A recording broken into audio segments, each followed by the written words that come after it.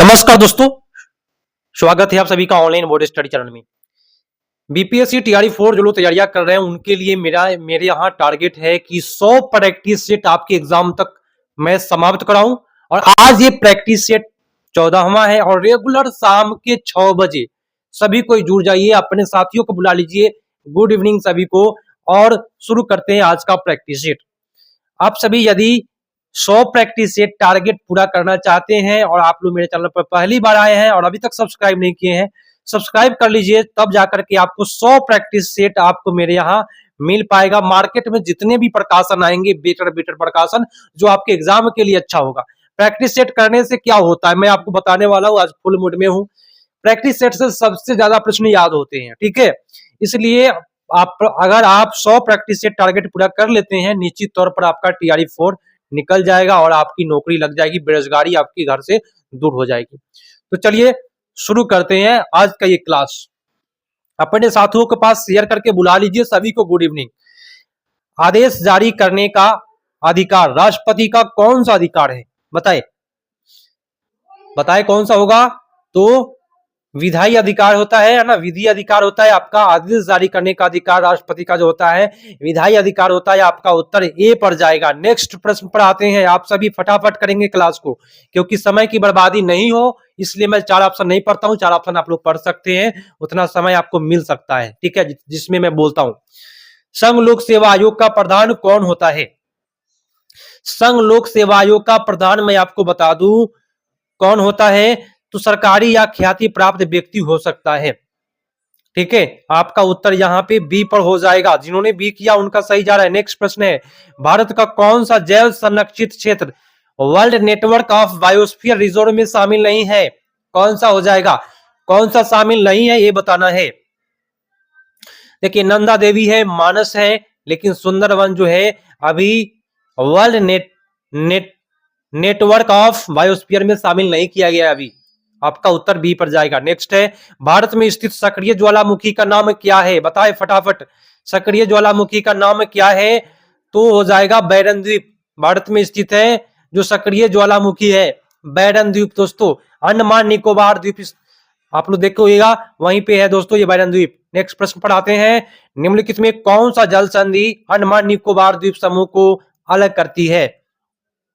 तो कौन सी जल संधि हो जाएगा? तो 10 डिग्री चैनल, याद रखिएगा। अंडमान को निकोबार द्वीप समूह से अलग करता है ना। अंडमान को निकोबार द्वीप समूह से अलग करने का काम 10 डिग्री चैनल करता है, याद रखिएगा। 10 डिग्री जल संधि। नेक्स्ट है, नेक्स्ट प्रश्न है, जैसे ही मेरे चैनल पर आते हैं आप सभी से मैं रिक्वेस्ट करता हूं कि जैसे ही चैनल पर आए पहले सबसे पहला काम कि एक लाइक कर दीजिए। जितने लोग आते हैं एक लाइक कर दीजिए और उसके बाद पढ़ाई करते रहिए। अपने साथियों के पास जरूर शेयर कर दीजिएगा और सब्सक्राइब नहीं किए कर लीजिए, क्योंकि आपके एग्जाम के बाद भी नौकरी लगने तक कुछ भी प्रॉब्लम होता है कमेंट कीजिएगा, मैं आपको जवाब दूंगा और आप उस तरह से कीजिएगा, निश्चित तौर पर जीवन में कभी प्रॉब्लम नहीं होगा।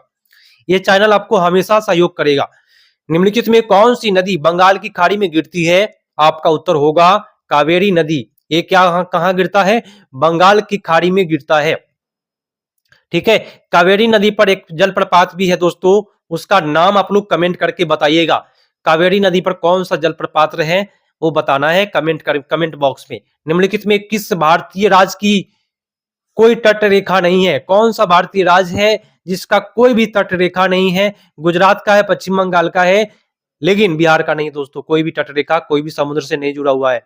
निम्नलिखित में से किसका भूभाग वनच्छादित है? कौन सा भूभाग है सबसे ज्यादा वनच्छादित है? भोजपुर, नवादा, रोहतास, उपयुक्त में से सभी।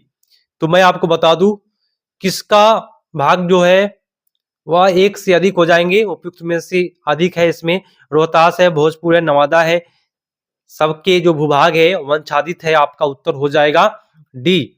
नेक्स्ट है कि बिहार में निम्नलिखित जनपद समूहों में कौन सा सर्वाधिक खनिज समृद्ध है?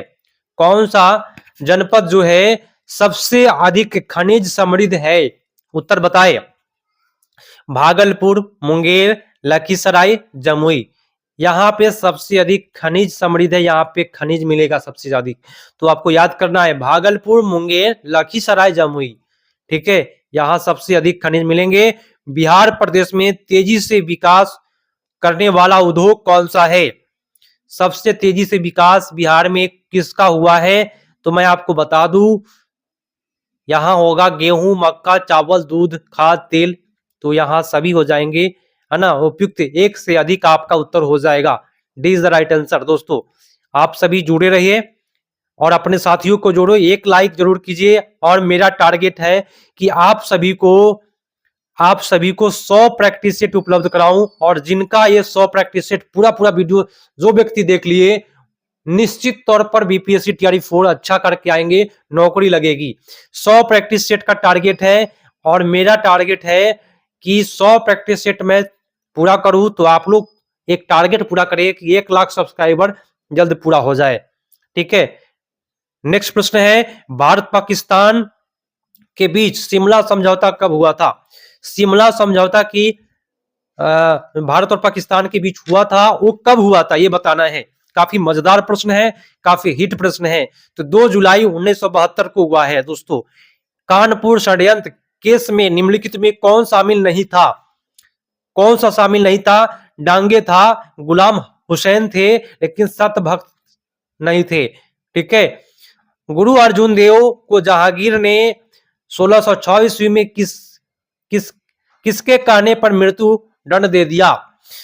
गुरु अर्जुन देव को जहांगीर क्या किया था? 1624 ईस्वी में मृत्यु दंड दे दिया। तो किसके कहने पर दिया था, यह बात पूछा जा रहा है। तो चंदू शाह के कहने पर। नेक्स्ट है, बदरुद्दीन तैयब कांग्रेस के प्रथम मुस्लिम अध्यक्ष के रूप में कब निर्वाचित हुए? उत्तर करें फटाफट। 1887 ईस्वी में बदरुद्दीन तैयब जी 1887 ईस्वी में। इसमें मिलान करना है। और थोड़ा सा बड़ा प्रश्न है, यहां कह रहा है कि मेरे सिर पर एक लाठी ब्रिटिश साम्राज्य के कफन के किल सिद्ध होंगे। ये बात लाला लाजपत राय बोले हैं। हमने घुटने टेक कर रोटी मांगी, किंतु उत्तर में हमें पत्थर मिला। ये बात किसने कहा? महात्मा गांधी। सतत जागरूकता ही स्वाधीनता का मूल्य है। ये बात जवाहरलाल नेहरू बोले हैं। इनकलाब जिंदाबाद भगत सिंह बोले हैं। याद रखिएगा सभी को, मैं मिलान कर दिया हूं, आप सभी याद रखें। प्रश्न है, भारत के वायसराय को अध्यादेश जारी करने का अधिकार किस अधिनियम द्वारा प्राप्त किया गया? तो ये अधिनियम हो जाएगी भारतीय परिषद अधिनियम 1861 के तहत। नेक्स्ट है, ध्यान से करते चलिए, असहयोग आंदोलन कब वापस लिया गया? असहयोग आंदोलन 12 फरवरी 1922 ईस्वी को वापस लिया गया था। ठीक है, 12 फरवरी 1922 ईस्वी को वापस लिया गया, और 1 अगस्त 1920 ईस्वी को असहयोग आंदोलन शुरू किया गया था। ठीक है, 5 फरवरी को 1922 में चौरा चौरी हत्याकांड हुआ, है ना। पुलिस स्टेशन में आग लगा दिया गया, 22 पुलिस कर्मियों की हत्या हो गई, जिसके वजह से 12 फरवरी को और 1922 को क्या किया गया? असहयोग आंदोलन जो है वापस ले लिया गया, क्योंकि 5 फरवरी 1922 को चौरा चौरी हत्याकांड हुआ था। नेक्स्ट है, भारतीय संसद के दोनों सदनों की संयुक्त बैठक किस संबंध में होती है? कौन सा संबंध में होता है? उत्तर करें। तो साधारण विधेयक पर होता है। भारतीय संविधान ने किस देश के संविधान से राज्यसभा के सदस्यों का निर्वाचन प्रणाली को अपनाया? कहां से अपनाया है राज्यसभा के सदस्यों का निर्वाचन प्रणाली? उत्तर होगा दक्षिण अफ्रीका से लिया गया है। नेक्स्ट प्रश्न है, लोकसभा के अध्यक्ष को कौन शपथ ग्रहण दिलवाता है? देखिए, लोकसभा के अध्यक्ष को शपथ ग्रहण दिलवाने का काम कोई आवश्यकता नहीं है। ठीक है, इनमें से कोई नहीं, कोई शपथ नहीं दिलवाता है। अनुच्छेद 93 के अधीन लोकसभा के अध्यक्ष जो होते हैं, है ना, अनुच्छेद 93 के अधीन लोकसभा के अध्यक्ष और उपाध्यक्ष शपथ ग्रहण जो होते हैं। एक सेकेंड दोस्तों, हाँ तो दोस्तों 93 के अधीन ध्यान से सुनिएगा, अनुच्छेद 93 के अधीन लोकसभा के अध्यक्ष और उपाध्यक्ष की चर्चा है, और उसमें कोई भी शपथ ग्रहण की चर्चा नहीं की गई है। आपका उत्तर सी पर जाएगा। नेक्स्ट प्रश्न आपका मैथ का है। मैथ में नहीं करा पाता हूं, इसका वजह है कि जो डिस्प्ले है मेरा छोटा है। आगे चल के जब आप लोग सहयोग करेंगे, अधिक से अधिक अपने दोस्तों को जुड़वा करके सब्सक्राइब करवाइएगा, संख्या पूरेगा, पैसा होगा, निश्चित तौर पर मैं डिजिटल बोर्ड लूंगा और आप सभी को हमेशा सेवा करने वाला हूं। आगे भी नौकरी लगने के बाद भी आपको हेल्प हमसे मिलेगी। कोई भी सवाल जब पूछेंगे नौकरी से संबंधित तो जवाब यहां से मिलेगा और वो जवाब आपके जीवन में कभी भी कठिनाई नहीं आने देगा। बिहार के प्रथम भारतीय गवर्नर जनरल कौन थे? बताएं। गला बच जाता है आप लोग के लिए, काफी मेहनत करता हूं, है ना। तो सत्येंद्र प्रसन्न सिन्हा, प्रथम भारतीय गवर्नर जनरल सत्येंद्र प्रसन्न सिन्हा है। नेक्स्ट प्रश्न है, ध्यान से सुनिएगा। बिहार राज्य का कुल भौगोलिक क्षेत्रफल कितना है? बिहार राज्य का कुल भौगोलिक क्षेत्रफल है 94,163, याद रखिएगा 94,163 वर्ग किलोमीटर। आपका उत्तर सी पर जाएगा। अप्रैल 2024 में सर्वाधिक जीएसटी संग्रह में योगदान देने वाला कौन सा राज्य है? सबसे ज्यादा जीएसटी संग्रह कौन सा राज्य किया है जो जीएसटी लगा हुआ है? तो महाराष्ट्र है। हाल ही में किस भारतीय पड़ोसी देश ने आधिकारिक तौर पर भारतीय योग प्रसिद्ध पद्धति को अपनाया? बताए कौन सा पड़ोसी देश है जो भारतीय योग पद्धति को अपना लिया? ये तो भाई गर्व की बात है कि भारत का कोई नकल कर रहा है, तो पाकिस्तान। ठीक है, तो ये और गर्व की बात हो गई। चलिए, भारतीय फरवरी 2024 में किस राज्य में नरेंद्र मोदी ने तालाबीरा थर्मल पावर प्रोजेक्ट की आधारशिला रखी? तो मोदी जी के द्वारा उड़ीसा में किया गया है तालाबीरा थर्मल पावर प्रोजेक्ट। 1 मार्च 2024 को किस राज्य में खुशहाली का त्योहार चापचार कूट मनाया गया? चापचार कूट मनाया गया है कहां पे? उत्तर करें। सभी कोई का उत्तर यहां होगा मिजोरम में। नेक्स्ट प्रश्न है, भारत द्वारा शुद्ध शून्य उत्सर्जन का लक्ष्य रखा गया है। कब तक शून्य उत्सर्जन हो जाएगा भारत में? तो 2070 तक। ठीक है, आपका उत्तर यहां पे ए हो जाएगा। वन्य जीव संख्या और प्रजातियों में कमी के क्या कारण है? उत्तर करें। कमी का क्या कारण हो सकता है? तो चमड़े और मांस की मांग है, इससे भी भाई प्रजातियां खत्म होती जा रही है। वन कटाई और परिणाम स्वरूप भोजन की स्थान की कमी, ये भी ठीक है। जंतुओं को संरक्षित क्षेत्रों में रखना, संरक्षित क्षेत्र में रखने के लिए भी उसमें प्रजातियों की कमी हो रही है धीरे धीरे। और आवासों के संरक्षण के लिए कानून बनाना और उनका समर्थन करना, बाढ़ भूकंप जैसी प्राकृतिक आपदाएं। ठीक है, तो यहाँ आपको एक से अधिक यहाँ उत्तर आपका हो जाएगा। ठीक है, आते हैं नेक्स्ट प्रश्न पर। जल पादपों द्वारा उपापचयी अपशिष्ट किसके माध्यम से उत्सर्जित होते हैं? तो विसरण के माध्यम से, याद रखिएगा विसरण के माध्यम से क्या होता है? जल पादपों द्वारा उपापचयी अपशिष्ट उत्सर्जित होता है। नेक्स्ट है, सिगरेट पीना स्वास्थ्य के लिए हानिकारक क्यों है? बता दीजिए सभी कोई, क्यों है? क्योंकि यह ऊपरी श्वसन पथ में मौजूद पक्षमाभ को नुकसान पहुंचाता है। ठीक है, आपका उत्तर सी पर जाएगा, सबसे मजेदार। नेक्स्ट प्रश्न पर आते हैं। आप सभी कोई अभी तक लाइक नहीं किए हैं, एक लाइक जरूर करना है, अपने साथियों के पास शेयर करना है। 100 प्रैक्टिस सेट का टारगेट पूरा कीजिए और TRE 4 क्वालिफाई कीजिए। अगला प्रश्न, हम जानते हैं कि यदि वर्षा जल का pH मान 5.6 से कम है तो इसमें अम्लीय वर्षा कहते हैं।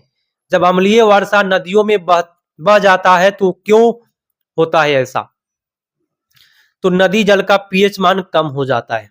जैसे ही अम्ल वर्षा नदियों में जाएगा उसका भी pH मान कम हो जाएगा। वहां में जो भी नदियों का जीव है, बोली तो मछली हो गई, कछुआ, जो भी है जलीय जंतु, सारे मरने लगते हैं। नेक्स्ट प्रश्न आप लोग के सामने है, फटाफट और मजेदार तरीका से आप पूरे मन लगा करके तैयारियां कीजिए और रोज एक NCERT का बुक का सब्जेक्ट एक खत्म कीजिए। और नौकरी नहीं लगे तो कहिएगा। फास्फोरस की बात किया, इसमें एक सेकेंड सुमेलित करना है इसमें 82 नंबर का। तो ठोस अपशिष्ट जो हो जाएंगे आपके, कौन से हो जाएंगे? खुले में जमा करना।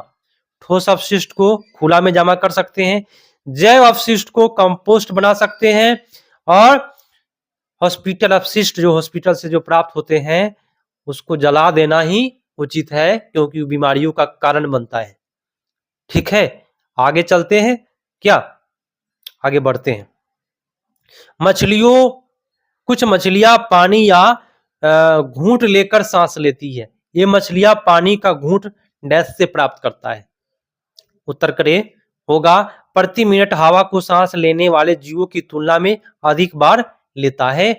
ठीक है, तो आपका उत्तर जो हो जाएगा वह सी हो जाएगा। जो घूंट लेकर सांस लेता है वह जो पानी में रहता है उससे ज्यादा सांस लेता है।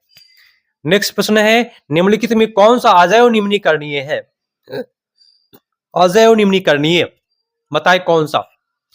वे अपशिष्ट जो बैक्टीरिया जीवाणु द्वारा अपघटित नहीं होता है उसको हम कहते हैं अजैव निम्नीकरणीय, जो अब समाप्त ही नहीं हो। ठीक है, तो नायलॉन पाउडर तो खत्म हो जाएगा, कपास खत्म हो जाएगा, नायलॉन खत्म नहीं होगा। एक बैटरी से संयोजित किसी चालक में धारा I प्रवाहित होती है। यदि चालक का प्रतिरोध 4 गुना कर दिया जाए तो धारा पर क्या प्रभाव होगा? देखिए, I धारा बह रहा था किसी तार में, अब प्रतिरोध बढ़ा दिए। प्रतिरोध बढ़े तो क्या, विरोध करने वाला। अब प्रतिरोध को आप 4 गुना कर दीजिएगा तो धारा कम है ना होगा भाई। तो जब धारा कम होगा तो उत्तर आपका हो जाएगा, जब 4 गुना बढ़ा दीजिएगा प्रतिरोध तो I/4 हो जाएगा, 4 गुना धारा कम हो जाएगा। तो बाटा कहाँ है, 1/4 हो जाती है। ठीक है, पूरे मजेदार तरीका से मैं आप सभी को आज पूरे जोशों में हूं ताकि आप सभी बेटर तरीका से तैयारियां करा सकूं। निम्नलिखित में कौन सा केवल द्रव से संबंधित है तथा गैस से नहीं है? उत्तर कौन सा होगा? देखिए, द्रव में केवल पृष्ठ तनाव होता है, गैस में नहीं होता है। पृष्ठ तनाव का काम केवल द्रव में है। आयतन होता है, गैस का भी आयतन होता है, घनत्व गैस का भी होता है, लेकिन पृष्ठ तनाव केवल द्रव का होता है। जंग लगने के लिए निम्नलिखित में कौन सा आवश्यक नहीं है? देखिए, कौन सा आवश्यक नहीं है? धातु, ऑक्सीजन, जलवाष्प। इनमें से कोई नहीं दोस्तों। जंग लगने के लिए कौन सा आवश्यक नहीं है? इसमें सब आवश्यक है। ऑक्सीजन भी चाहिए, जलवाष्प भी चाहिए और धातु भी होना चाहिए। नेक्स्ट है कि परासरण के माध्यम से जड़ों में प्रवेश करने वाली पानी निम्न में क्या है? तो जो प्रवेश करती है उसको निष्क्रिय अवशोषण कहते हैं। परासरण के माध्यम से जो जड़ में जो प्रवेश करता है उसको निष्क्रिय अवशोषण कहते हैं। आपका उत्तर सी पर जाएगा। नेक्स्ट प्रश्न पर आते हैं। नेक्स्ट प्रश्न है कि ट्रांसजेनिक पौधे किसके द्वारा विकसित किए जाते हैं? ट्रांसजेनिक पौधे जो होते हैं वह जेनेटिक इंजीनियरिंग के द्वारा विकसित किए जाते हैं। आपका उत्तर सी पर जाएगा, सबसे मजेदार। अब आ गया आपका साइंस का। निम्नलिखित में ऑक्साइड अम्लीय गुण का क्रम बताना है। तो उत्तर यहां सबसे बेटर होगा, पहले N2O5, उसके बाद उससे कम SO2, उससे कम CO2, तब उसके कम कार्बन मोनोऑक्साइड। आपका उत्तर सी पर जाएगा। विषाणु क्या होते हैं भाई? विषाणु होते हैं पूर्ण परजीवी, माने पूरी तरह से परजीवी होता है। वह किसी दूसरे पर भी निर्भर करता है। जब तक किसी सतह पर नहीं जाए, किसी के माध्यम में नहीं जाए, वह काम नहीं करता है वायरस। वे पादप जो केवल प्रकाश में भली भांति बढ़ते हैं क्या कहलाते हैं? माने कौन ऐसा पौधा है जो केवल प्रकाश में ही बढ़ता है? भाई, प्रकाश जरूरी है प्रत्येक पौधा के लिए, लेकिन केवल प्रकाश में ही बढ़ता है उसको कहते हैं आत्पोविद। ठीक है, आपका उत्तर सबसे बेटर सी पर जाएगा। नेक्स्ट है कुहनी की संधि, माने आपका जो केहूनी है, जो हाथ का जो केहूनी है, ये हैंड हुआ आपका, ये जो केहूनी है विस्तार में कौन सी मांसपेशियां सहायक होता है? माने उसको फैलाने के लिए, सिकुड़ाने के लिए या कोई काम करने के लिए। तो संधि का नाम है बाइसेप्स या ट्राइसेप्स। आप लोग ना बाइसेप्स बनाते हैं जिम में जाके, बाइसेप्स या ट्राइसेप्स केहूनी की जो संधियां होती है। नेक्स्ट है कि स्वराज की गंध से डैश मेरे नथुने फटने लगे हैं। ये बात किसने कहा? क्या उसमें शब्द जो है, ये बात किसने कहा है ये बताता है आप सभी को। महात्मा गांधी की बात है। स्वराज की गंध से डैश मेरे नथुने फटने लगे। आपका उत्तर होगा महात्मा गांधी। नेक्स्ट है राजा राम मोहन राय ने भारत के किस शहर में ब्रह्म सभा बोले तो ब्रह्म समाज निम्नलिखित में से सुधार संघ की स्थापना की है? आपका उत्तर सबसे बेटर जाएगा कोलकाता में, ब्रह्म समाज कोलकाता। दुर्गेश नंदिनी के लेखक कौन थे? दुर्गेश नंदिनी के लेखक मैं आपको बताऊं, बंकिम चंद्र चट्टोपाध्याय। दुर्गेश नंदिनी निम्नलिखित में काफी हिट प्रश्न था दोस्तों, काफी हिट है। जैसे जैसे सेट आगे बढ़ता है हिट प्रश्न बढ़ते जाती है। निम्नलिखित में से और 16वां 17वां 18वां 19वां और 20वां सेट क्वेश्चन बैंक मिलेगा जो आपके एग्जाम के लिए गोल्डन साबित होगा दोस्तों। निम्नलिखित में से किस स्वतंत्र सेनानी ने नौजवान सभा, नौजवान की बात जैसे ही आता है मैं आपको बार बार बोलता हूं, भगत सिंह की बात याद रखिए। नौजवान सभा भगत सिंह 1926 ईस्वी में नौजवान सभा का गठन हुआ भगत सिंह के द्वारा। नेक्स्ट है भारत में सती प्रथा का उन्मूलन। एक सेकेंड दोस्तों, एक सेकेंड, हाँ एक सेकेंड, थोड़ा सा वेट करें। आप सभी जरूर लाइक करें, आप लोग के लिए मैं काफी मेहनत कर रहा हूं। सब्सक्राइब कीजिए, दोस्तों को जोड़िए और शेयर करके अपने साथियों को बुलाइए जल्दी से, और सभी को जुड़ जाइए। 100 प्रैक्टिस सेट का टारगेट पूरा कीजिए, नौकरी लीजिए। ठीक है, भारत में सती प्रथा का उन्मूलन सबसे पहले सामाजिक सुधार में से एक था। यह गवर्नर जनरल डैश के द्वारा किया गया। सती प्रथा का जो उन्मूलन किया गया, समाप्ति किया गया लॉर्ड विलियम बेंटिक के द्वारा राजा राम मोहन राय की सहायता से। याद रखिएगा ये शब्द, राजा राम मोहन राय का नाम भी। बंगाल की सेना के सैनिकों ने 10 मई 1857 के मेरठ में विद्रोह कर दिया। और उस समय मुगल सम्राट कौन था? बंगाल की सेना ने 10 मई 1857 को मेरठ में विरोध कर दिया। उस समय में मुगल सम्राट जो था वह बहादुर शाह जफर थे। साइमन कमीशन के बहिष्कार का मुख्य कारण क्या था? साइमन कमीशन का बहिष्कार क्यों किया गया, कारण बताइए। अधिकांश प्रश्न कारण वाले आते हैं। इसका कारण था कि इस आयोग के सभी सदस्य जो थे वह अंग्रेज थे, बोले तो ब्रिटिश थे। आपका उत्तर बी पर जाएगा। चौरी चौरा कांड की घटना के परिणाम स्वरूप किस आंदोलन को अचानक बंद कर दिया गया? मैंने बोला इसके पहले, चौरी चौरी जो कांड हुआ था उसके बाद असहयोग आंदोलन जो था वो बंद हो गया। आपका उत्तर होगा असहयोग आंदोलन। 5 फरवरी 1922 ईस्वी को हुआ था, 1900 चौरी चौरा हत्याकांड हुआ था, और 12 फरवरी 1922 को असहयोग आंदोलन बंद हो गया, और 1 अगस्त 1920 ईस्वी को असहयोग आंदोलन शुरू हुआ था। यही ना था दोस्तों। सरकार के संघीय व्यवस्था में शक्तियां बांटी होती है, इसके बीच में बताएं कौन सा उत्तर होगा? शक्तियां बांटा जाता है केंद्र और राज्य के बीच में, केंद्र और इकाई के बीच कर सकते हैं इसको। आपका उत्तर सबसे बेटर ये हो जाएगा। राजनीति निर्देशक सिद्धांतों को भारतीय संविधान में शामिल किए जाने का उद्देश्य बताइए। क्या उद्देश्य है उसका? उसका उद्देश्य है सामाजिक और आर्थिक प्रजातंत्र को स्थापित करना। राजनीति निर्देशक सिद्धांत को संविधान में इसलिए लाया गया क्योंकि सामाजिक आर्थिक प्रजातंत्र स्थापित हो पाए। नेक्स्ट है प्रथम संविधान संशोधन अधिनियम 1951 संबंधित है। 1951 जो है वह कुछ राज्यों की कृषि भूमि सुधार से है। ठीक है, नेक्स्ट है संसद के किस वर्ष भारतीय नागरिकता अधिनियम बनाया गया? कोई भी प्रश्न में हमसे डाउट होता है प्लीज कमेंट करें प्यारा सा, मैं आपके कमेंट का सम्मान करता हूं क्योंकि मिस्टेक सबसे हो जाता है। संसद ने किस वर्ष भारतीय नागरिकता अधिनियम बनाया? भारतीय नागरिकता अधिनियम 1955 में बना है। नागरिकता अधिनियम 1955 याद करते चलिएगा दोस्तों, तभी जाकर के तैयारियां जो है वह बेटर हो पाएगी। अगला प्रश्न आप लोग के सामने है भारतीय संविधान सभा द्वारा किस तिथि को पारित किया गया था? भाई संविधान जो पारित हुआ था 26 नवंबर 1949 ईस्वी को अंगीकृत किया गया है ना, पारित किया गया। और लागू पूछेगा 26 जनवरी 1950 ईस्वी को लागू हुआ।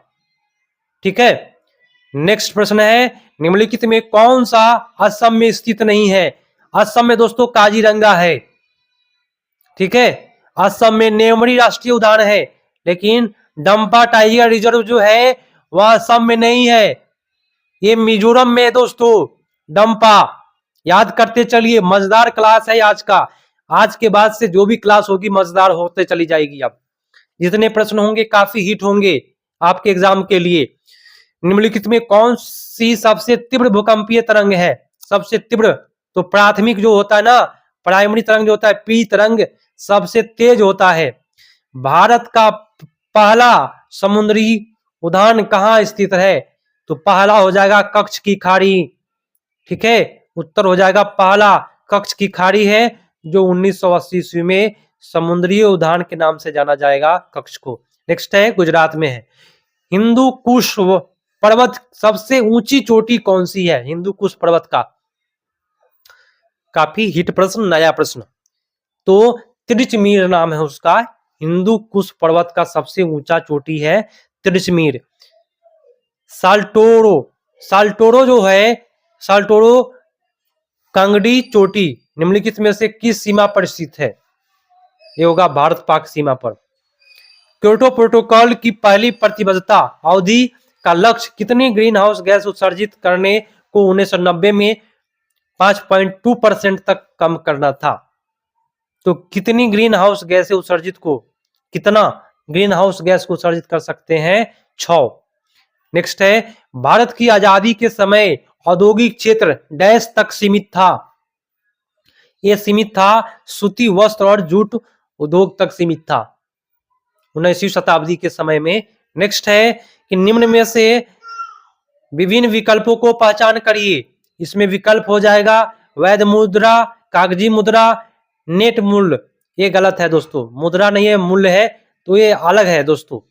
नेक्स्ट है, डेविड रिकॉर्ड के अनुसार उच्च घाटे की स्थिति के दौरान करारोपण और ऋण ग्रहण व्यय के लिए खर्च करने के लिए डैश वित्त साधन है? तो यहां आपका उत्तर हो जाएगा सबसे बेटर समतुल्य। नेक्स्ट प्रश्न, निम्नलिखित में कौन सा सिंधु नदी का उद्गम स्थल है? मजेदार प्रश्न आते रहा है और जैसे जैसे सेट आगे बढ़ेगा और हिट प्रश्न आएंगे और आपकी तैयारियां भी बेटर हो जाएगी। कौन सी सिंधु नदी का उद्गम स्थल है? तो बोखरचू। याद रखिएगा, सिंधु नदी कहां से निकलता है? तो बोखरचू से निकलता है। नेक्स्ट प्रश्न, नया नया आप सुनने के लिए मिलेगा प्रश्न, जो आपके एग्जाम में काफी बेटर साबित होगा। इसरो पहली बार भारत का कौन सा सैटेलाइट स्पेस रॉकेट से प्रक्षेपित करेगा? बताए, इसरो पहली बार भारत का कौन सा सैटेलाइट स्पेस रॉकेट से प्रक्षेपित करेगा? उसका नाम बताए, कौन सा हो जाएगा? 4 उत्तर है, आप सभी उत्तर कर सकते हैं जितना देर मैं समय लेता हूं। तो GSAT-20। नेक्स्ट है, हाल ही में 8वें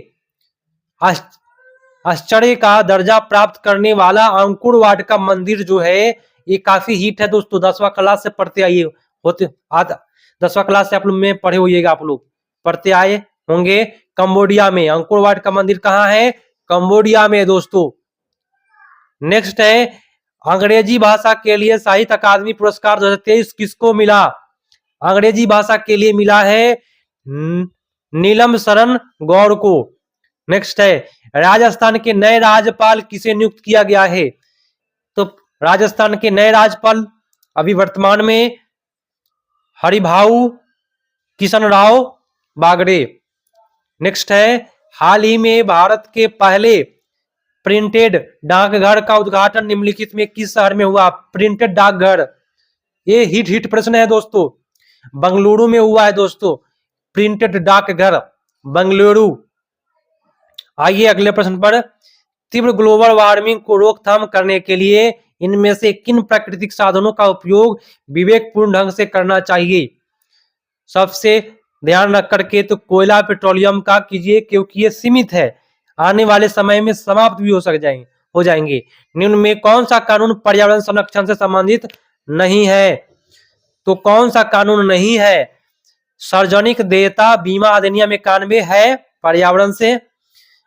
बंदरगाह कानून संशोधन अधिनियम, ये बंदरगाह से है दोस्तों। जल अधिनियम 77 है, तो इसमें बी वाला ऑप्शन नहीं है दोस्तों। ठीक है, कौन सा भारत का अधिसूचित बायोस्फीयर रिजर्व नहीं है? तो नीलगिरी है, पंचमढ़ी सुने होगा। नीलगिरी कहाँ है? तमिलनाडु में। पंचमढ़ी कहाँ है दोस्तों? आप लोग कमेंट करके बताइएगा। कुछ कुछ प्रश्न है जिसका कमेंट में आप लोग बताइएगा तो पता चलेगा कि आप लोग कमेंट भी करते हैं। पंचमढ़ी राष्ट्रीय उद्यान बताइएगा कहाँ पे। नलमड़ा जो है ना, नल्ला माल, ये जो है वह बायोस्फीयर रिजर्व में शामिल नहीं किया गया। इसमें उत्तर आपका बी पर जाएगा। पंचमढ़ी कहाँ है कमेंट करके बताइएगा। Survival of the fittest, survival of the fittest law जो है यह किसने दिया था? तो ये काफी हिट लॉ है। वाक्यांश शब्द जो है हर्बर्ट स्पेंसर का है। नेक्स्ट है स्लाइडेन और स्वान द्वारा दिया गया कोशिका सिद्धांत निम्नलिखित में से किन जीवों पर लागू नहीं होता है? कवक पर लागू होता है, जंतु पर होता है, विषाणु पर नहीं होता है दोस्तों। ये विषाणु पर जाके फेल हो जाता है। उत्तर आपका सी पर जाएगा। नेक्स्ट प्रश्न है अधिकांश केशुरुकी समूह में रक्त का दोहरा परिसंचरण होता है, हालांकि इस समूह में एक अपवाद है। नीचे दिए गए विकल्पों को समूह को पहचान कीजिए। कौन अपवाद है इसमें? तो मत्स्य वर्ग आपका अपवाद है केशुरुकी समूह में से। ठीक है, सरीसृप ठीक है, पक्षी वर्ग ठीक है, मत्स्य अपवाद है। एक लोहे की गेंद पारद या मरकरी से भरी बाल्टी में गिराई जाती है तो गेंद पर क्या प्रभाव पड़ेगा? क्या प्रभाव पड़ेगा भाई? प्रभाव पड़ेगा या पारद, ये पारे पारद की सतह पर तैरेगा। नेक्स्ट है कि एक अवतल दर्पण द्वारा आवर्धन -2 है, 1 सेंटीमीटर ऊंचाई है, ध्रुव से उपयुक्त दूरी रखा जाता है तो छवि की ऊंचाई बताइए क्या होगा? तो न्यूमेरिकल दोस्तों बनाने के बाद पता चलता है। उसका उत्तर आप लोगों का 2 सेंटीमीटर बना लीजिएगा आप सभी। अम्ल के बारे में निम्नलिखित में कौन सा कथन सत्य है? अम्ल के बारे में खट्टे होते हैं, नीले लिटमस को लाल कर देते हैं। लौह 3 भागों से बनी होती है, सबसे आंतरिक भाग, मध्य भाग और सबसे बाहरी भाग। लौह बोले तो मोमबत्ती का लौह, इस प्रकार से पढ़े होइएगा आप लोग। ये 3 भाग में होता है। एक बीच वाला भाग नीला होता है, उस मध्य वाला भाग जो होता है पीला होता है, लास्ट वाला भाग जो होता है वो लाल होता है, सबसे गर्म होता है लास्ट वाला। तो आंतरिक भाग काला क्यों होता है? तो लौह का सबसे आंतरिक भाग काला क्यों होता है ये बताइए? तो अंदर अपूर्ण दहन होता है, नीला टाइप के होता है और उसको कहीं कहीं काला भी दिखाई देता है, जिसमें काला पूछ रहा है। तो बिना जले हुए कार्बन कणों के मौजूदगी के कारण ऐसा होता है। आपका उत्तर बी होगा।